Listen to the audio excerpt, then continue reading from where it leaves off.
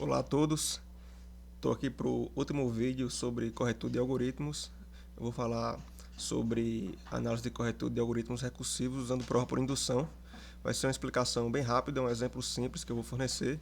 E aí eu vou passar um exercício para vocês tentarem fazer em casa e a gente discutir no nosso encontro síncrono, beleza? Vou colocar os slides aqui para a gente começar. Bom, antes da gente falar sobre corretude de algoritmos recursivos, vamos apenas revisar aqui o que seria um algoritmo recursivo e como é que ele funciona. Eu espero que todo mundo que esteja cursando essa disciplina já saiba o que é um algoritmo recursivo, já saiba utilizar recursividade para resolver problemas, mas aí vale a pena a gente dar uma olhada para entender como ele funciona novamente e ver como é que isso se aplica à prova da sua corretude. Então, em geral, um algoritmo recursivo ele resolve um problema, quebrando um problema maior em subproblemas menores, mas que são subproblemas que têm uma definição idêntica para a resolução. E aí você combina a solução de subproblemas menores, que tem essa mesma definição do problema original, só que lida com a instância menor do problema. Você combina essas respostas para os subproblemas menores para poder obter a resposta para o problema maior que você está querendo resolver.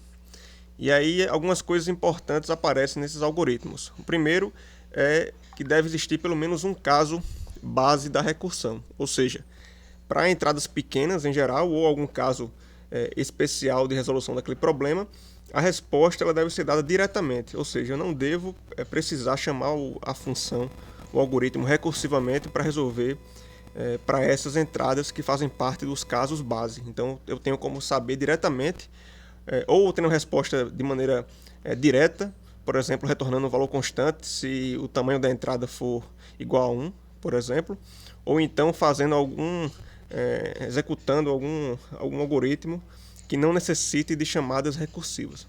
Mas aí eu consigo obter essa resposta de maneira direta. Quando a gente não está no caso base, que a gente tem essa resposta direta, a gente entra num caso geral da recursão, e aí nesse momento esse problema maior, esse parâmetro que é passado para essa função recursiva, você tem que trabalhar para dividir em subproblemas menores. Então existe essa primeira parte de divisão em subproblemas menores. Por exemplo, se eu quero construir um algoritmo de ordenação recursivo, eu poderia dividir um vetor que eu estou querendo ordenar em duas partes menores e aí chamar recursivamente o algoritmo para ordenar primeiro essas partes menores e aí depois eu dou um jeito de ordenar o todo. Então, esse seria um exemplo. Então, a gente divide o problema em partes menores, em subproblemas, e aí eu vou chamar recursivamente o algoritmo para esses subproblemas menores que são resultados da divisão do problema maior. E aí, uma vez que eu chamo recursivamente o algoritmo para resolver esses subproblemas menores, eu espero que, à medida que eu vá entrando em mais níveis de recursão, ou seja, eu vou dividindo cada vez mais o meu problema em problemas menores, uma hora eu vou chegar no caso base da recursão e vou ter essa resposta de forma direta. Então, do ponto de vista de uma instância, de um nível de recursão, eu chamei recursivamente a função para subproblemas menores, e aí, para fornecer a saída do algoritmo, eu vou combinar de alguma forma os resultados que eu obtive nessas chamadas recursivas para poder obter a resposta para o problema maior que eu estava querendo resolver. Então, só para dar um exemplo aqui, novamente falando em ordenação, imagine que eu tenho um vetor que eu queira ordenar, e aí eu vou primeiro quebrar esse vetor em subvetores menores, e vou chamar recursivamente a função de ordenação para esses subvetores menores, e eu espero que, ao retornar dessa chamada recursiva, esses subvetores já estejam ordenados, por exemplo. Isso aí seria o caso do merge sort, para usar como exemplo. Então a gente chama recursivamente para subvetores menores e na volta a gente espera que esses subvetores já estejam ordenados individualmente falando. E aí eu vou combinar esses subvetores que já estão ordenados para que o vetor completo fique ordenado e finalmente eu tenho minha resposta final. Seria um exemplo aí de um algoritmo recursivo que vocês já devem ter tido contato. Beleza? Quem não entendeu tão bem assim, recomendo que dê uma lida, porque esse é um assunto muito importante. Vocês já devem ter estudado isso desde o começo, quando aprenderam programação lá na primeira disciplina e em outras disciplinas também devem ter usado, mas quem não estiver muito confortável com isso, eu recomendo fortemente que leiam sobre isso, vejam talvez outros vídeos sobre esse assunto, porque é importante que todos saibam o que é recursividade e como é que a gente pode aplicar isso para resolver problemas. Beleza, então vamos agora para a parte de demonstrar a corretude de um algoritmo recursivo. E essa demonstração ela é muito semelhante ao que a gente fez para aqueles exemplos de prova por indução matemática. Então a gente tem um caso inicial, que a gente chama aqui de caso base da recursão, ou seja, para algum valor inicial, esse algoritmo ele deve fornecer uma resposta direta, que é uma resposta correta. Seria o caso base aqui tanto da prova por indução, como no caso da gente aqui é o caso base do nosso algoritmo recursivo. A gente tem um passo indutivo, ou seja, eu vou assumir que as chamadas recursivas retornam o que eu estou esperando, me dão a resposta correta, e aí eu vou verificar se para o outro nível de recursão, um nível de recursão mais acima, a resposta continua sendo correta. E aí, para a gente entender como aplicar isso na prática, eu trouxe um algoritmo bem simples, talvez o algoritmo que vocês tenham tido contato inicialmente quando estudaram recursividade, que é o algoritmo para calcular o fatorial de um número. E aí, esse algoritmo ele tem uma definição recursiva muito simples, uma vez que o fatorial de um valor inteiro n, ele é igual à multiplicação de n vezes o fatorial de n menos 1. Por exemplo, o fatorial de 5 é 5 vezes 4 vezes 3 vezes 2 vezes 1, mas eu posso quebrar isso recursivamente e dizer que o fatorial de 5 é igual a 5 vezes o fatorial de 4. E o fatorial de 4, por sua vez, é igual a 4 vezes o fatorial de 3 e assim por diante. Então tem essa definição recursiva bem definida do fatorial. E aí a gente tem um caso base, que é o fatorial de 0, por definição, ele é igual a 1. Então perceba que esse algoritmo ele funciona para valores de n é o parâmetro da função, maiores ou iguais a 0. E aí quando n é igual a 0, no nosso caso base da recursão, no nosso caso de parada, a resposta é obtida diretamente. Ou seja, se o n for 0, a resposta é 1. Não tem muito o que calcular, a resposta é 1 e a gente obtém de forma direta. Se o n for maior do que 0, a gente vai entrar no caso geral da recursividade. E aí a gente vai retornar n vezes a chamada recursiva da função, só que agora, em vez de passar n como parâmetro, a gente passa n menos 1. Ou seja, vai resolver uma instância menor do problema, um subproblema, vai usar a resposta desse subproblema para poder obter a resposta do problema maior. Ou seja, eu preciso da resposta de fatorial de n menos 1 para depois calcular a resposta de fatorial de n.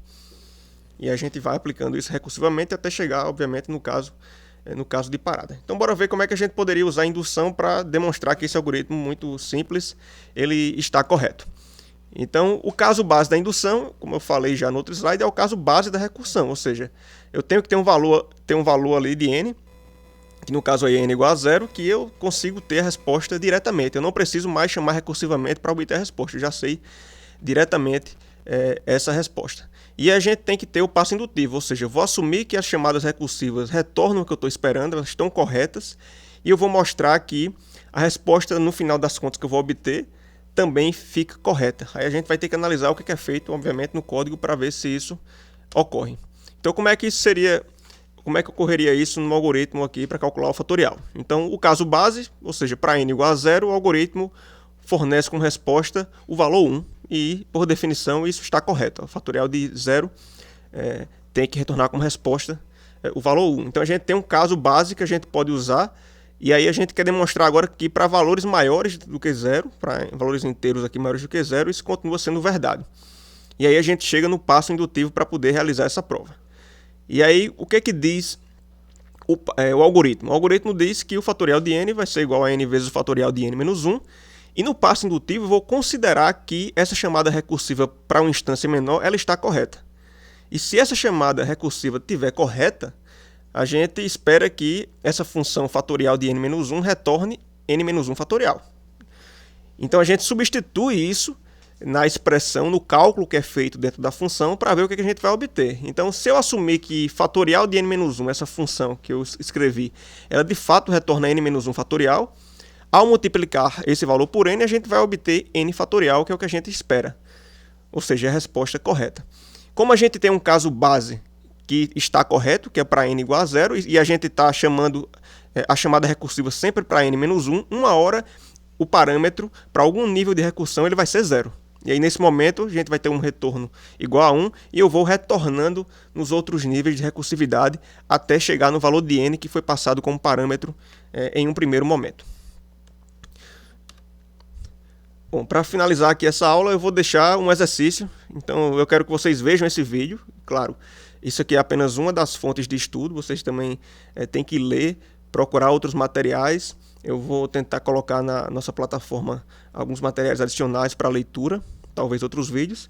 E aí, depois de estudar, vocês vão tentar aplicar essa metodologia de prova por indução nesse outro algoritmo. E claro, a gente vai discutir esse problema no encontro síncrono, para poder tirar as dúvidas e consolidar esse conhecimento. Então, isso aqui é uma função recursiva que calcula o log de 2 na base n truncado. Então, a gente vai pegar, o log de n na base 2 truncado. Então, a gente vai pegar o resultado do log de n na base 2, n é passado como parâmetro, e a gente quer o maior valor inteiro que seja menor do que o valor de log de n na base 2. É esse símbolozinho aí que tem na expressão, quer dizer que o valor vai ser truncado, né? A gente quer um valor inteiro. E aí ele diz que no caso base, quando o n é igual a 1, a resposta é 0. Então você vai ter que verificar se isso realmente é verdade, se esse caso base ele é verdade, se para n igual a 1 a resposta realmente é 0. E vocês têm que analisar depois o que é feito no passo indutivo. Ou seja, no caso geral da chamada recursiva, a função retorna 1 mais log floor, que é a função, passando como parâmetro n sobre 2 truncado. Você vai assumir que essa função com instância menor, com n sobre 2 truncado, te traz a resposta correta e vai mostrar que quando eu somar 1 a essa resposta, de fato eu vou obter o valor de log floor de n. Tá? E uma dica que eu dou já para ajudar vocês, tentem fazer essa demonstração a princípio, considerando que n é par. Se você considerar que n é par, a demonstração vai ficar mais tranquila. E se conseguirem fazer essa demonstração, tentem depois fazer um caso especial quando o n for ímpar. Então façam demonstração por partes. Primeiro, quando o n é par, deve sair mais tranquila essa demonstração, e depois tentem fazer também quando o n for ímpar. E aí, anotem as dúvidas que tiverem, comentem lá no fórum da plataforma da disciplina, e no encontro síncrono a gente discute mais sobre esse problema.